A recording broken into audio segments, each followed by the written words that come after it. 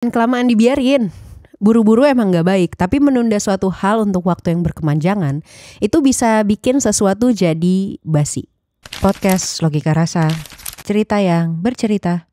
Basi bisa berarti gak menarik atau membosankan karena udah sering diulang atau karena gak ada lagi unsur yang baru.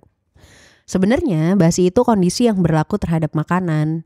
Jadi kayak basi itu kondisi di mana makanan atau minuman gak lagi segar dan aman untuk kita konsumsi. Hal ini terjadi karena adanya proses pembusukan. Ternyata hal ini bisa juga terjadi di dalam kehidupan berpasangan. Kayak misalnya dulu ada sepasang kekasih yang begitu mesra, tatapan mata mereka penuh cinta, setiap pertemuan terasa seperti pertama kali. Tapi seiring berjalannya waktu, hubungan mereka terasa semakin hambar, perlahan hilang aja gitu rasanya. Awalnya mungkin mereka sibuk dengan aktivitas masing-masing, sibuk kerja, sibuk dengan teman-teman lain, dan perlahan-lahan mereka melupakan waktu berdua. Ngobrol yang tadinya panjang dan bermakna, terus berubah jadi obrolan singkat dan sepele. Romantisme yang dulu jadi ciri khas hubungan mereka, lama-lama kerasa jadi kayak kenangan yang jauh.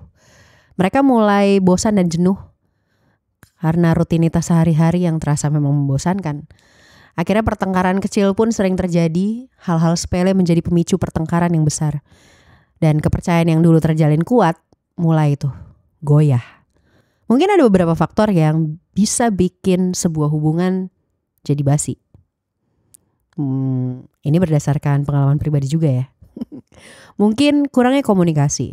Waktu satu sama lain gak lagi terbuka, gak ngobrol, gak cerita macam-macam.